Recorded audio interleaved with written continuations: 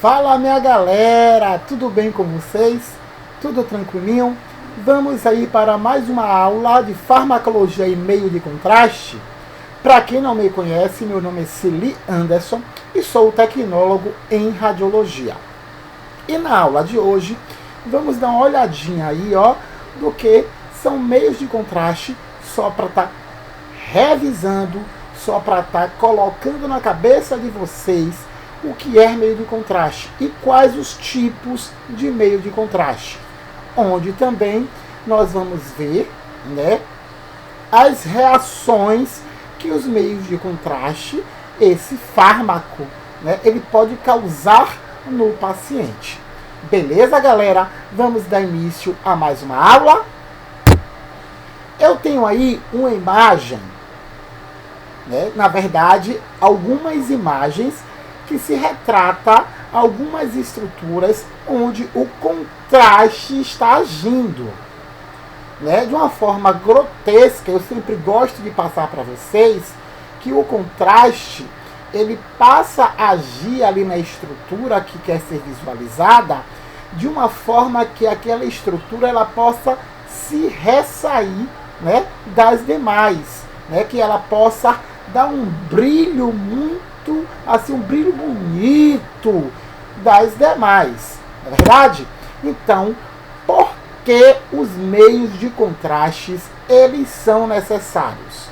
E aí, referente à nossa primeira aula, à nossa segunda aula, vocês devem já ter uma noção porque os meios de contraste são necessários. O que é que vocês acham? Diga aí, pensem aí, anotem aí nesse momento porque os meios de contraste são necessários. Vou dar para vocês 1 minuto para fazerem isso.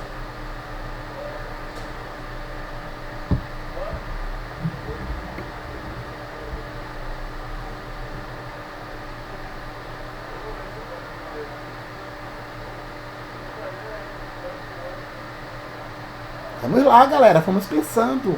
Por que os meios de contraste são necessários? Coloque aí.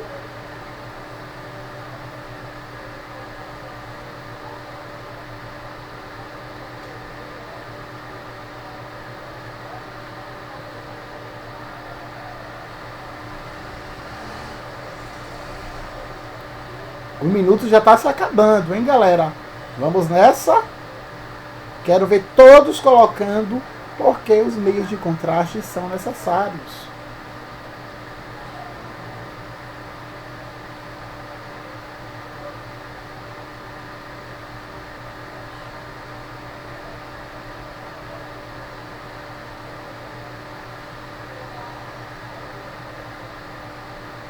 Pronto! Finalizou esse 1 minuto. Vamos lá.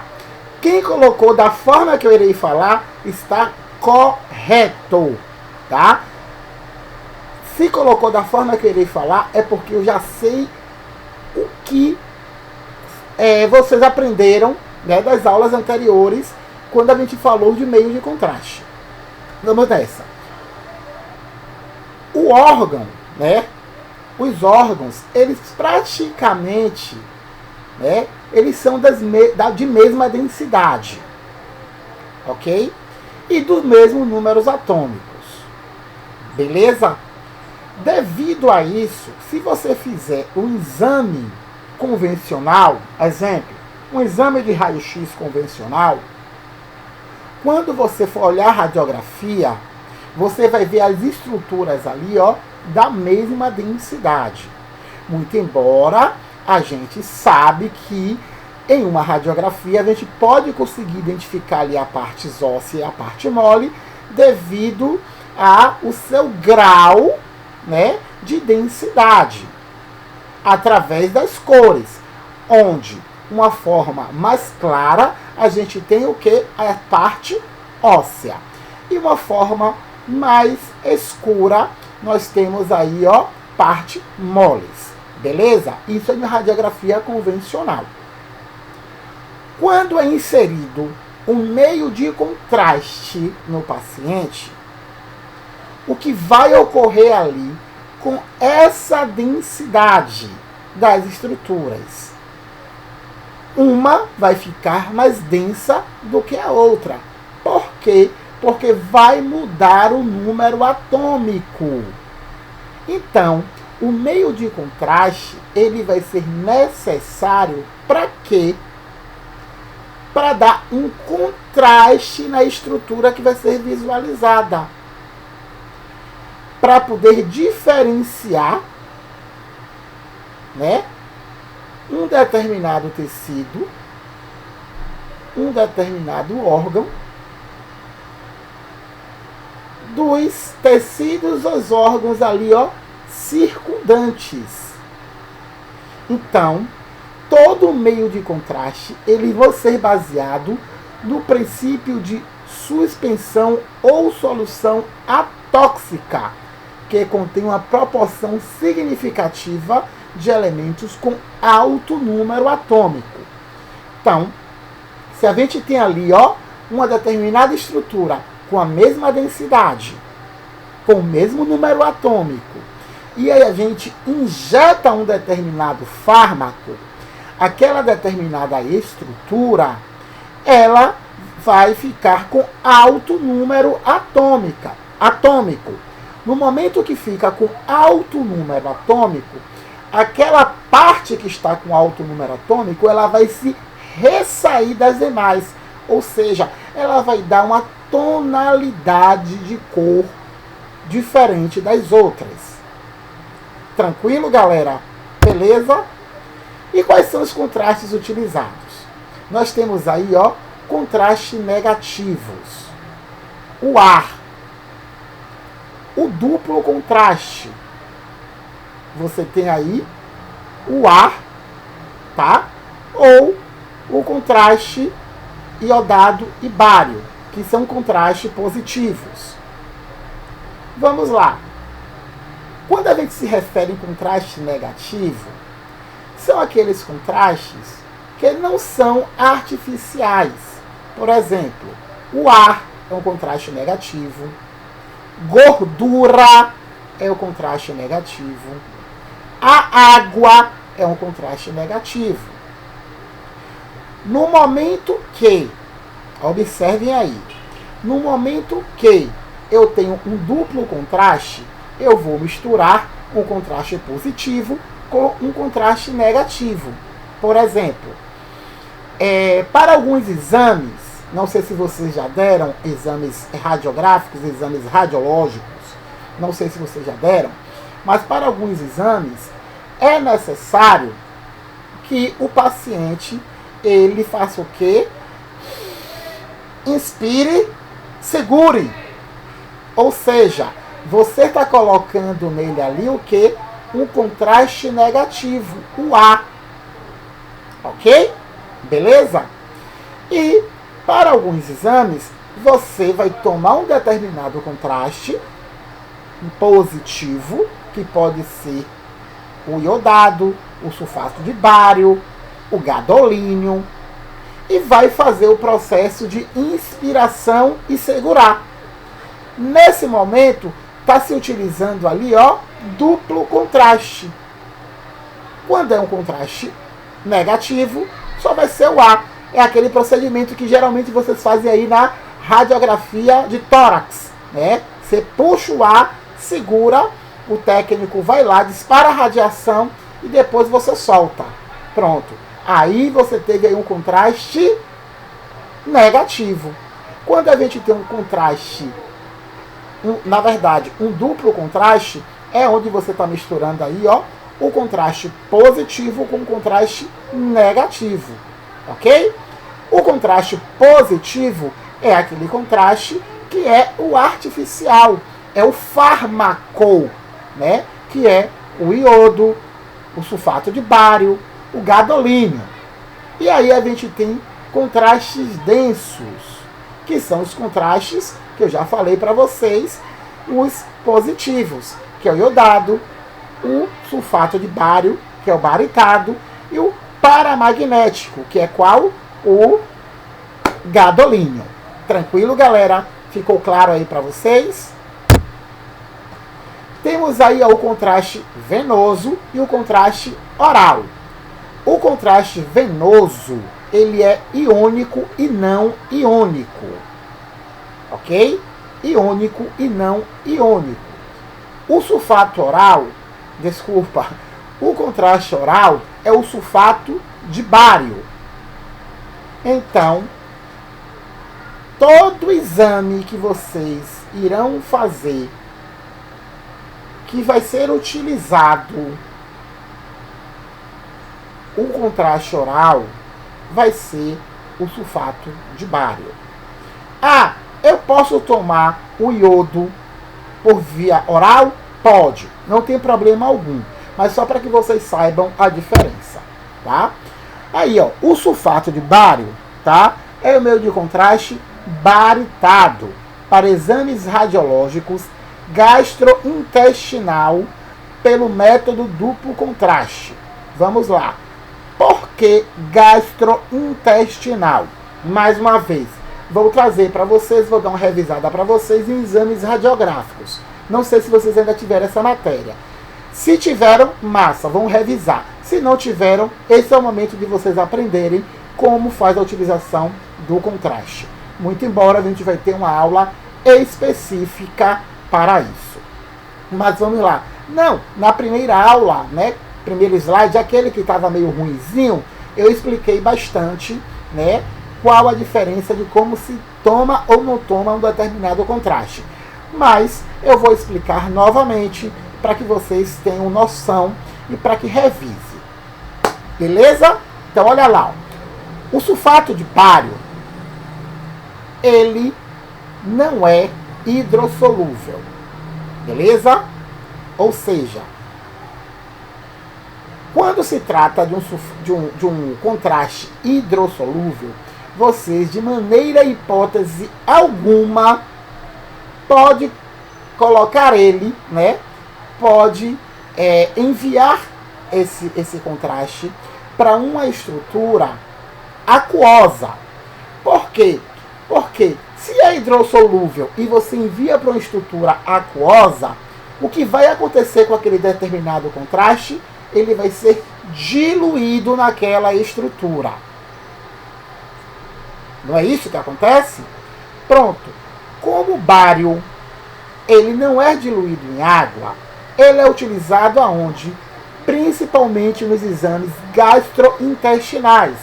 Porque a parte gastrointestinais, a maior parte é feito de água. No momento que você joga o iodo vai o quê? Diluir lá, então você não vai ter ali uma maior carga iônica. Ou seja, você não vai conseguir distinguir, né, uma estrutura da outra. No momento que você tem aí, ó, sulfato de bário, vale lembrar, tá, galera? Não é o bário. Só o bário, ok? Só o componente químico do bário, ele é letal à vida. Então, se alguém aí ingerir o componente químico bário, consequentemente ele vai a óbito. Então, nós vamos ter aí, ó, o sulfato de bário, ok? O sulfato de bário, ele é um fármaco e vai ser utilizado como meio de contraste. Utilizado como meio de contraste lá no sistema gastrointestinal, porque lá ele não vai ser diluído. Ou seja, ele não vai escapar. Agora existe um grande problema. Qual é, professor? Se tiver alguma perfuração ali no sistema gastrointestinal, vocês não irão utilizar o sulfato de bário. Porque se vocês utilizarem o sulfato de bário em alguma estrutura com perfuração, esse sulfato de bário ele vai escapar. Aí, nesse caso, a gente vai estar utilizando um iodo. Mas observe que é o iodo com outra substância. Beleza? Tranquilo? Então lá, ó, composição do sulfato de bário. Cada pote com 340 gramas de pó micronizado para suspensão extemporânea, que é a dose única que contém, tá? Ou seja, vai depender aí, tá? Vai depender aí do que vai depender da suspensão extemporânea para vocês, né, saberem qual a dosagem que vai ser inserida. Deixa eu só colocar, galera, o ventilador para lá, porque eu acho que está fazendo uma zoadinha aí e vai atrapalhar na audição de vocês. Segurem aí.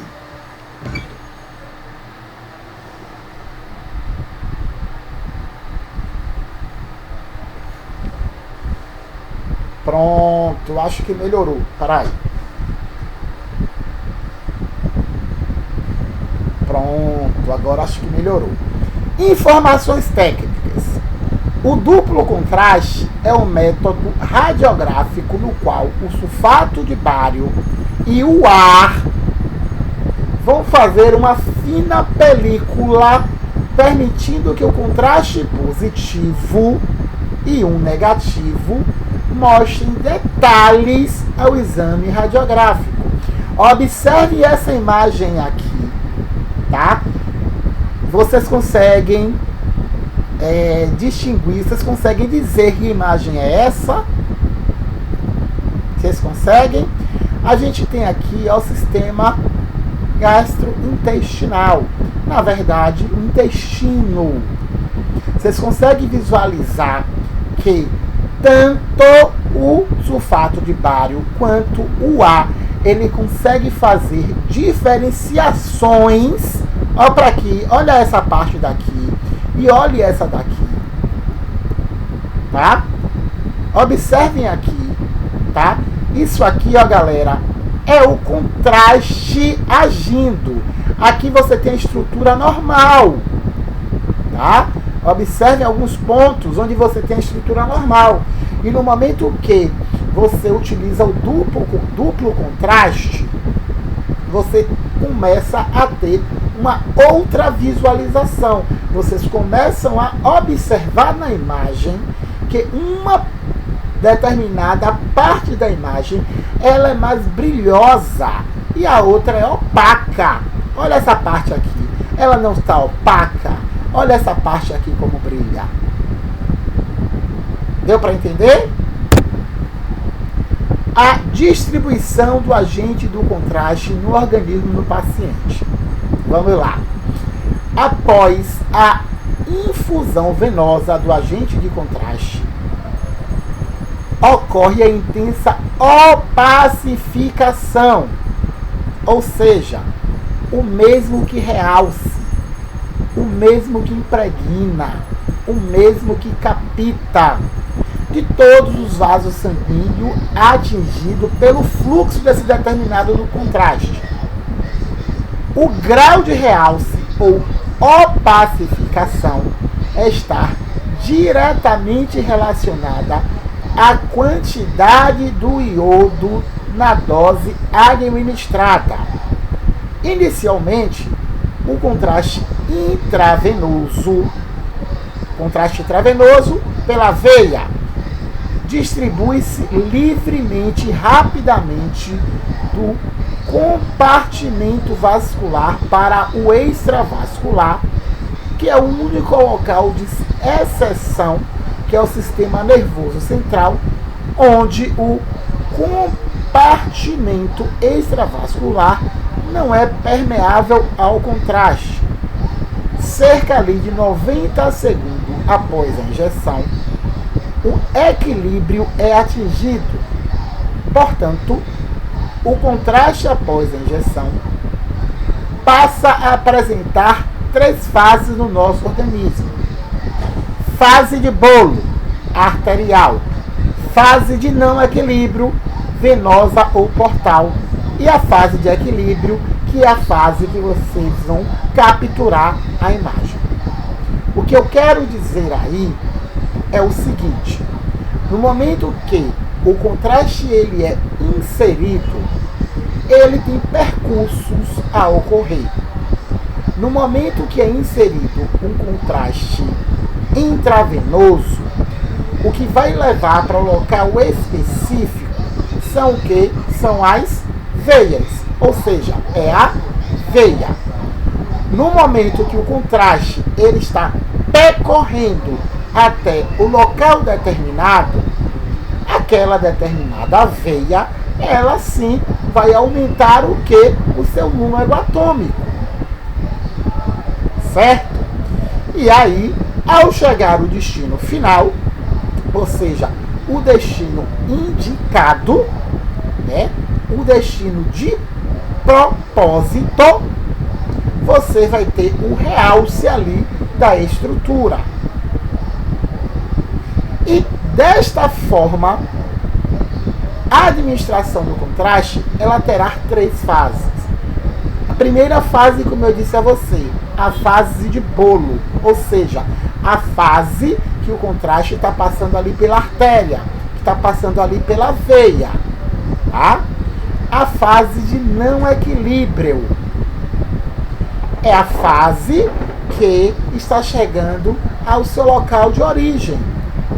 E a fase de equilíbrio é no momento que chega ao seu local de origem e que você consegue, né, através do número atômico, ele aumentar, você consegue distinguir, né, se ali há alguma patologia, se ali há alguma doença, se ali há algo que não deveria estar.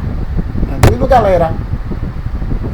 Eu tenho aí o contraste endovenoso, que normalmente a gente fala de EV, né? Em algumas literaturas vocês vão ver aí, ó, EV. Quando vocês verem aí EV, você já sabe que é contraste endovenoso, tá? A administração rápida e em bolo do agente do contraste pode induzir náuseas e vômitos ao paciente, que poderá se agitar no melhor momento para se iniciar o exame. O que acontece aí, ó? No momento que é administrado o contraste, naquele momento, tá? Dependendo da dosagem desse contraste, vai trazer pode trazer, vai trazer não, tá, galera?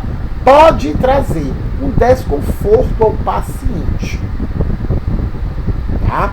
Esse paciente, ele pode ficar com gosto metálico na boca.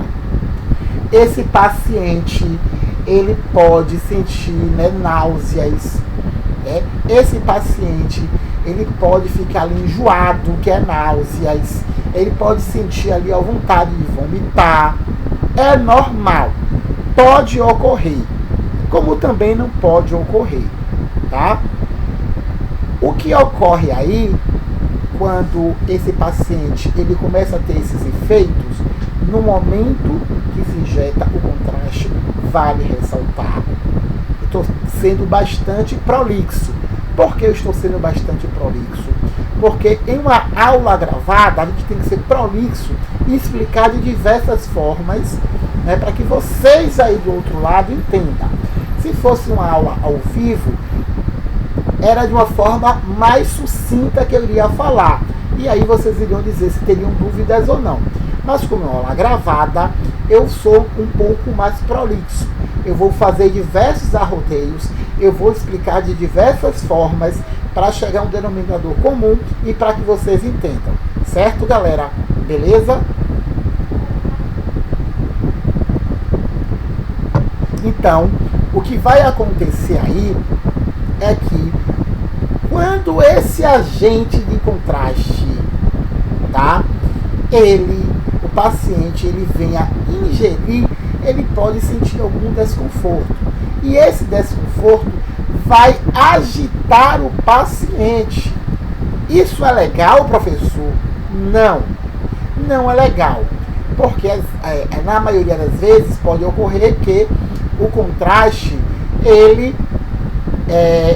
vamos dizer que o número atômico da estrutura, ele venha a sofrer alguma modificação, tá? Então, é bom aguardar o paciente, ele, ó, relaxar e aí realizar o exame, beleza? Na tomografia e na ressonância, tá? A gente vai utilizar o contraste de uma forma, tá? De uma forma como é que eu posso explicar para vocês? Manual, tá? De uma forma manual. O paciente chegou, né, fez a anamnese com ele, né, fez tudo bonitinho. Todos sabem o que é anamnese, não sabem? Anamnese é entrevista com o paciente. Quem não sabe, anotem isso aí, que vocês não podem esquecer nunca. Anamnese, entrevista com o paciente. Então vamos lá. O paciente chegou, foi feita a anamnese, né? Foi feita a entrevista com o paciente, foi passado todas as informações de como é que vai ser o exame. Beleza. O exame é com contraste. Então, a equipe de enfermagem vem e aplica o contraste no paciente e deixa o paciente pronto para realizar o exame. Porém, na tomografia e na ressonância, o contraste ele poderá ser tanto manual ou poderá ser feito através de uma bomba injetora. Que diabo é isso, professor? A bomba injetora, ela vai ser programada para estar enviando o contraste para o paciente que está lá na mesa de exame. E, gente, como é que é isso? Ninguém vai aplicar? Pronto. Ao paciente chegar na sala de exame, ele vai ser colocado na mesa, a equipe de enfermagem vem, coloca ali o acesso através da bomba injetora. E no momento que a gente estiver lá, na mesa de comando, realizando o exame, a gente vai administrando esse contraste pré-calculado. Tá? Pré-calculado. Vai ter exames aí que você vai utilizar, né, o contraste pela bomba injetora em 5 minutos. Por exemplo, uma angio-TC, ou seja, uma tomografia ali, ó, do sistema vascular, das artérias. Você normalmente, né, utiliza o meio de contraste de em 5 minutos. Você realiza a primeira tomada, depois injeta o contraste, depois de 5 minutos que injetou, injeta mais 5, depois de mais 5 minutos, injeta mais 5, e aí vai realizando os cortes, tá? Então, é muito,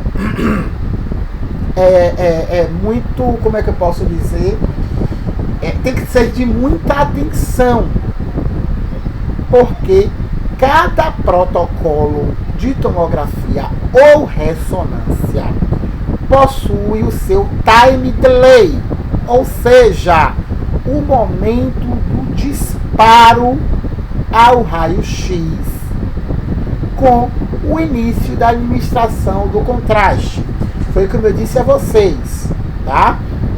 Há alguns exames que vai se colocar o contraste e vai ser feito a tomada de raio-x. É basicamente isso. Tranquilo, galera?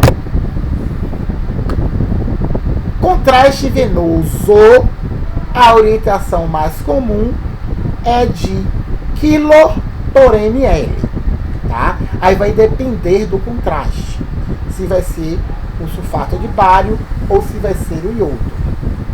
O que vai determinar a quantidade que o paciente ele vai tomar é o peso dele para X quantidade de contraste é determinado pelo peso do paciente. Vamos lá. Em um protocolo de tomografia, para algumas, na maioria dos exames de tomografia, é 1 ml de contraste por 1 quilo do paciente. Tá? Então vamos lá. Se o paciente ele pesa 70 quilos, 1 ml vezes 70, que vai dar o quê? 70 ml de contraste. Deu para vocês entenderem? Se o paciente pesa 40 quilos, 1 ml vezes 40, ou seja, 40 ml de contraste que o paciente ele vai tomar. O contraste iodado também é utilizado para administração via oral. Eu já tinha falado isso para vocês. Foi? Já tinha falado isso para vocês. Como eu ressaltei que o sulfato de bário ele só pode ser tomado via oral ou através de marshmallows, né? O iodado ele pode ser venoso, intravenoso, ele pode ser oral e pode ser aí por outras vias de administração. O contraste iodado, você pode ter uma injeção direta, ou endovenosa, ou oral. Ele vai lhe dar uma rápida distribuição para o espaço extracelular do corpo. Esse contraste ele vai ser filtrado pelos rins, filtrado e excretado pelos rins. Observação: quem tem problema renal não poderá tomar contraste iodado. Quem tem problema renal é contraindicado o contraste iodado. Coloquem isso na cabeça de vocês. Pedra nos rins, nefrotite, né? Qualquer problema que o paciente tiver ali, renal, não poderá tomar o contraste iodado. Por quê, professor? Porque o papel dos rins é filtrar. No momento que os rins for filtrar o contraste, onde tem um grande poder de número atômico, vai dar godé. Vai dar godé. E aí vai piorar o problema do paciente, podendo levar uma falência dos rins. Deu godé? Deu godé. Eu disse a vocês. Então, prestem muito atenção a isso. Se qualquer questão ali, né, tiver um caso clínico onde passa a informar que o paciente tem problema renal e ele vai fazer algum exame que precise de tomar o contraste iodado, é falso. Qualquer questão que tiver, caso clínico, pode colocar o X lá grandão. Ó, risca. Falso. Beleza? O contraste iodado, ele tem uma meia-vida de excreção de 30 a 60 minutos. Segura aí. O que é meia-vida? É o tempo do decaimento do fármaco. Nesse caso, é o tempo do decaimento do contraste. É o tempo que ele morre. Por que de 30 a 60 minutos? Vai depender da dosagem que o paciente tomou e vai também depender de sabe o quê? Não é Bahia não, viu, galera? Não é Bahia não, mas vai depender do que tem dentro do copo do meu Bahia. Água. Quanto mais o paciente beber água, os rins vai excretar o contraste. É indicado que após o exame com contraste iodado, o paciente ele beba muita água. Muita água. Beleza, galera? Reações adversas. Olha, quando a gente fala em meio de contraste, a gente fala em reações. Tá? As reações adversas, quanto à utilização dos meios de contrastes, ela pode ser dividida em grupos. Reações previsíveis. É aquela reação que a gente já sabe que o paciente vai ter. Náuseas, vômito, dor naquele local que foi injetado o contraste. Então, é uma reação que já é prevista, que usualmente vai depender da dosagem desse determinado contraste. Reação não previsíveis são aquelas que a gente não imagina. Geralmente independe da dose. Independe da dose. Eu posso colocar ali, ó, só 5 ml e eu posso levar o paciente a um infarto, um embolismo.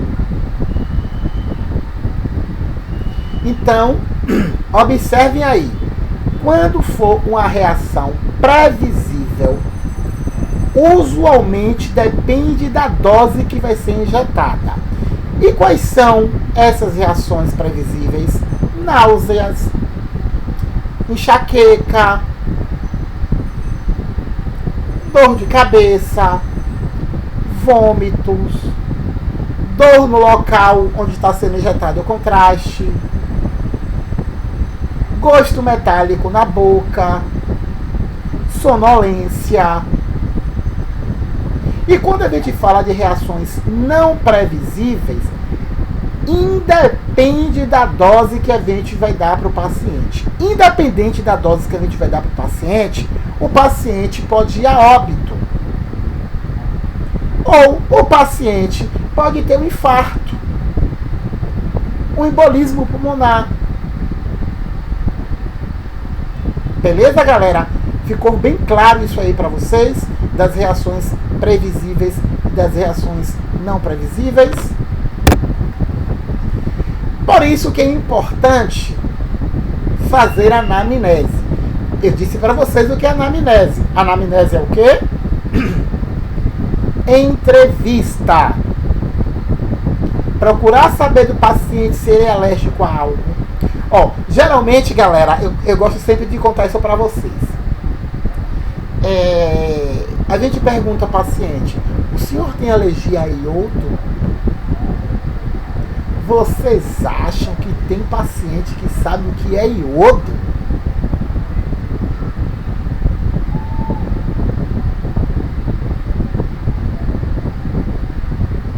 Vocês acham?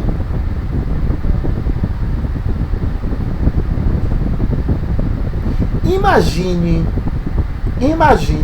Galera, nada contra, mas eu sempre gosto de fazer alusões com o pessoal da roça, né? O povo da roça. Por que eu falo o povo da roça? Que é um povo que não tem muita informação, tá? É uma galera que ela não tem muita informação. Vocês sabem disso, vocês estão me entendendo. Então eu sempre faço essa alusão ao povo da roça. Não estou dizendo que o povo da cidade tenha, né, um conhecimento elevado, mas em relação ao povo da roça, a galera da cidade, ele tem sim um conhecimento um pouco mais elevado. Mas quando eu falo povo da roça, é aquele povo de Cabrobró, né? Você tem ali, né, o distrito, e dentro do distrito você tem o que, né? As localidades. Então, você pega aquele senhorzinho, aquela senhorzinha que não tem conhecimento nenhum, e a gente sabe que não tem, e procura saber dela. A senhora é alérgica a iodo? Essa paciente que já está 6 meses na regulação para esperar fazer um exame, você acha que ela vai dizer que tem alergia ao que é iodo, sem, mesmo que ela não saiba? Algumas pacientes vão dizer: eu sei que é isso não, meu filho, o que é isso? Outra vai dizer logo: não. Então, ó, ao invés de perguntar, você é alérgico a algo? Você é alérgico a iodo? A gente procura saber. O senhor tem alergia a caranguejo? O senhor tem alergia a camarão? Ah, meu filho, nunca comi caranguejo, nunca comi camarão, não. Pronto. Ah, meu filho, eu não sei se o senhor tem uma alergia, não. Pronto. Vai ser feito um testezinho. Vai pegar ali ó, uma pequena quantidade de iodo. Vai passar ali na pelezinha do paciente. Se mostrar vermelhidão, é que o paciente tem alergia. Ah, professor, e agora vai deixar de realizar o exame? Não vai deixar, não. O paciente ele vai passar por um processo de desfibrilação para utilizar o contraste iodado. É como se você tem alergia a camarão, mas você não aguenta ver o camarão. Aí o que é que você faz primeiro? Toma um antialérgico, mete o Fernegan para dentro e cai batendo no camarão. Quando acabar o camarão, você mete outro Fernegan para dentro. Você vai ter um processo alérgico? Não. Da mesma forma que vai ser feita essa pergunta ao paciente, tá? Se ele é alérgico a algo, se ele é alérgico a qualquer tipo de droga ou medicamento, tá? Se ele é alérgico a iodo, como eu já expliquei para vocês que não é para se fazer essa pergunta. Se é alérgico a frutos do mar ou mexilhões, tá? Se é alérgico a alimento, qual é o tipo de alimento que é alérgico? Se ele já foi submetido a algum exame radiológico, que tomou uma injeção de contraste e sofreu uma reação, tudo isso a gente tem que procurar saber do paciente. Uma resposta positiva a qualquer uma dessas perguntas alertará a equipe para uma maior probabilidade de reação. Então, se o paciente afirmar que ele é alérgico, aí a gente vai fazer o processo que eu disse para vocês de desfibrilação, tá? O paciente ele não vai deixar de fazer o exame. Ele não vai deixar. Tranquilo, galera? E aí, a gente tem a classificação das reações adversas, tá? Aí, a gente tem a leve, a moderada e a severa. A leve não requer tratamento. Foi uma reação leve, gente. Foi uma simples dor de cabeça, né? Vai ali tomar um remedinho, vai passar. Ah, só foi aquele enjoo. Vai tomar aquele remedinho ali, vai passar. Você tem aí, ó, uma reação moderada. Uma reação moderada já requer, sim, um determinado tratamento. Por exemplo, enxaqueca. Enxaqueca não é uma reação leve. Dor de cabeça, sim, é uma reação leve. Mas enxaqueca já deixa de ser uma reação leve e passa a ser uma reação moderada. Então, aquele paciente ele poderá passar por um tratamento, tá? E eu tenho aí, ó, uma reação que severa. Severa poderá colocar o paciente em risco. O que seria uma reação severa? Infarto, uma embolia pulmonar, que vai se tornar uma trombose pulmonar. Ou seja, requer do paciente uma internação, uma hospitalização. Tranquilo? Então, as reações adversas dividem-se leves, moderadas e graves. Leves, como eu já disse para vocês, vômitos e náuseas, urticárias, espirros, tá? Ou seja, essas reações você vai tomar um determinado medicamento e vai ficar de boa. Muitas vezes nem precisa você tomar medicamento, tá? No momento que os rins vão excretando o contraste, vai melhorando. Beleza? Eu tenho as moderadas, urticárias excessivas. Vocês sabem o que é urticárias? Coceira. Tá? Você começa a se coçar que não para mais.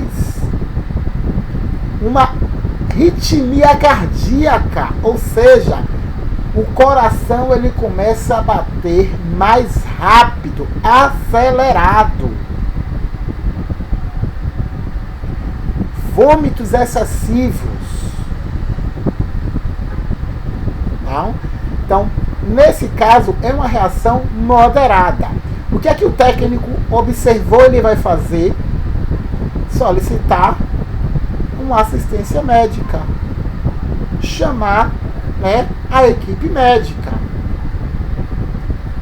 Observar e tá ali confortando o paciente.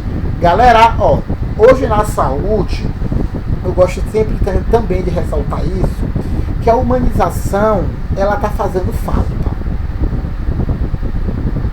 A humanização, ela tá fazendo falta. Vocês que querem ser profissionais de saúde, vocês que querem ser futuros técnicos em radiologia, utilize primeiramente da humanização.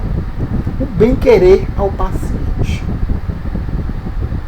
O bem-querer ao paciente é o confortar o paciente.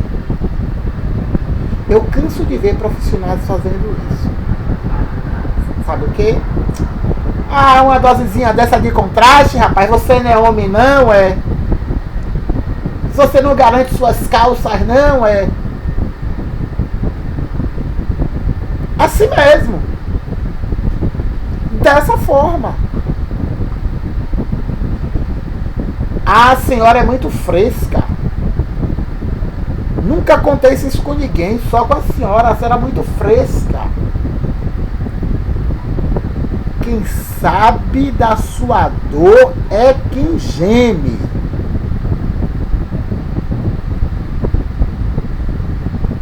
Quem sabe da sua dor é quem geme. Se o paciente, por mais que ele seja fresco, ele está sentindo reações, se ele está lhe informando que algo não está normal dele, utilize de humanização. Tente confortar. Não chame o paciente de fresco. Não diga que ele não honra as calças. Até mesmo porque vocês podem ouvir o que vocês não querem. Então vamos ter bastante cuidado com isso. E aí eu tenho as reações graves. Pressões arteriais, paradas cardíacas, parada de consciências, convulsões, endemas, tá? Cianoses, dificuldades respiratórias, choques profundos. Tudo isso pode levar o paciente a óbito se não for observado e imediatamente for chamada a equipe médica para uma internação. Tranquilo, galera? Beleza? Olha, as incidências das radiações adversas, você tem aí leve, 4 a 7%, normal, tá? Normal. Uma grande parte dos pacientes que utiliza o meio de contraste, ele apresenta uma reação, tá? Moderada, bem pouca. Você tem aí de 1 a 2% dos pacientes apresentando reações moderadas. E as reações severas, tá? Você tem de 0,05 a 0,1%. Bastante pouco. Mas ocorre, tá? Ocorre. Então, vamos ter bastante atenção na anamnese. O que eu costumo dizer aos alunos, principalmente aos meus alunos de estágio, é o seguinte: a equipe de enfermagem, ela é meio que formal, né? Cara crachá, seu nome, idade, peso, sabe o peso não? Daqui a pouco a gente vai medir seu peso. Tem alergia a algum medicamento? Se tem, qual? Não é assim que a equipe de enfermagem age? Não é dessa forma? Digam a mim se não é. Se não for, manda lá, tá? o joizinha para baixo. Ao invés do seu joizinha para cima, manda o joizinha para baixo quando vocês estiverem assistindo a aula. Eu duvido se não é assim. Nome, idade. Só falta perguntar o sexo, né? Alergia a algum medicamento? Se tiver, qual o medicamento? Ou seja, é mais formal. Ou seja, o paciente, ele já fica meio receoso. E aí, quando o paciente, tá? Quando o paciente, ele vem pra gente, a gente já tenta descontrair ele. Vocês sabem por quê? Porque a informação que ele deu lá pode ser a mesma informação. Pode ser que não seja a mesma informação que ele está dando pra gente aqui. Vou contar uma historinha, né, para vocês.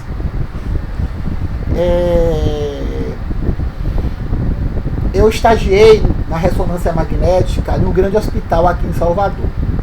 Né? Além de estagiar, eu passei um bom tempo nessa. Eu comecei como estagiário nessa unidade, né? Esse grande hospital que temos aqui em Salvador. Só não vou citar o nome porque, né, por questão ética. O paciente, ele era do interior, tá? O paciente, ele era do interior. O exame que o paciente iria fazer, ele teria que ficar em jejum total. Era o exame de ressonância magnética, onde pedia-se que o paciente ficasse em jejum total. Beleza. E aí, o paciente chegou, fez a anamnese com a equipe de enfermagem e a anamnese veio para mim com tudo ok. É? Lá perguntou ao paciente se ele ficou em jejum absoluto, ele disse que sim, tudo direitinho. É por isso que eu digo a vocês que quando é equipe de enfermagem fazendo a anamnese, ela é mais formal. Mas tranquilo, vamos lá. O paciente então veio para a sala de exames. Chegou na sala de exames, né? Eu lá, descontraído com o paciente, conversando, e aí, o senhor está sentindo muita dor nesse local que vai fazer o exame? O senhor lembra quando aconteceu isso? Tudo isso que eu estou conversando com ele é uma anamnese não formal e que eu vou tomar nota. Rapaz, o senhor viajou quantas horas de lá para cá para fazer esse exame? Rapaz, é chão, hein, senhor? Cabra, muito longe. Muito longe. E aí, não tomou nem aquele menorzinho, nem aquele pretinho? Aí ele vai dizer, aí ele disse, tomei 2 dedos de pretinho ali na barraquinha. E aí, galera, o que é que vocês acham? O que é que vocês acham? Ele tomou 2 dedos de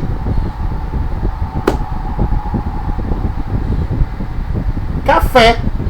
Se ele tomou 2 dedos de café, ele deixou de estar em jejum total.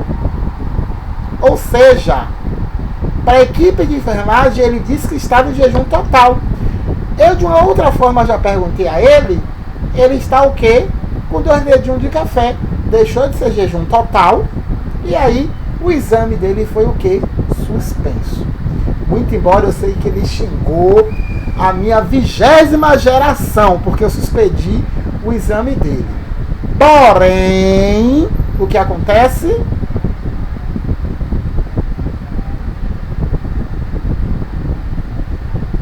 Porém, não podemos fazer nada. Temos que informar.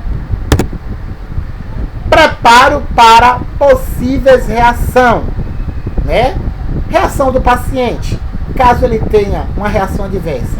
Você tem ali o carrinho de emergência, que é o carrinho ressuscitador, tá? Oxigênio, aparelho de aspiração, aparelho de PA, né, para aferir a pressão arterial, desfibrilador e tem um monitor. Então, esse carrinho aí, ó, vocês estão no treinamento para estar utilizando para dar um primeiro socorro, tá? Algumas precauções. Não injetar o meio de contraste sem pessoal de apoio que possa ali auxiliar, tá? Possuir equipamentos e medicamentos para o uso imediato caso o paciente tenha alguma reação. Conhecer dados clínicos básicos do paciente antes da injeção, anamnese, não é isso? Reconhecer o tipo de reação de modo a indicar o tratamento adequado. Manter o acesso venoso. Por quê? Porque se der algum problema ali, ó, aquele acesso ali, ó, já pode entrar um outro medicamento. E aliviar as compressões abdominais, elevando as pernas do paciente em caso de uma hipotensão, tá bom? Dados importantes. O paciente ele nunca pode ficar sozinho. Observar e perguntar qualquer alteração que o paciente ele esteja sentindo. Lembrar que metade das reações adversas ocorre durante a injeção, tá? Ocorre durante a injeção. Não é depois que o paciente vai para casa. É no momento da injeção. As reações fatais ocorrem dentro de 15 minutos depois que toma-se o contraste. Então, ficar bastante preocupado ali, ó, no ato da injeção. Pacientes com maior probabilidade de correr reações adversas são pacientes hipersensíveis ao meio de contraste, pacientes diabéticos, pacientes asmáticos, tá? Pacientes com problemas renais, olha o que eu disse para vocês, pacientes debilitados, pacientes desidratados. Esses são os pacientes que têm a maior probabilidade de ter uma reação adversa. A melhor prevenção é sempre uma história clínica bem feita e estar preparado para possíveis complicações. Isso significa, o que eu trago para vocês nessa mensagem, sabe o que é? Sabedoria. Temos que estar preparado para qualquer situação. E para que a gente esteja preparado para qualquer situação, a gente tem que utilizar de sabedoria. E no momento que a gente utiliza de sabedoria, a gente utiliza de quê? De prevenção. Beleza, galera? Vamos fazer uma atividade agora. Vou estar disponibilizando na plataforma uma atividade referente a esta aula para vocês fazerem. Tranquilo? E aí, me contem, gostaram da aula de hoje? Gostaram? Tenho certeza que sim. Mas qualquer dúvida, pode ir lá no meu WhatsApp ou pergunta, né? Faz a perguntinha aí mesmo pelo YouTube, né? Na verdade, pela descrição aí no YouTube, que eu vou responder a vocês. Beleza? Obrigado a todos, um forte abraço e uma boa atividade.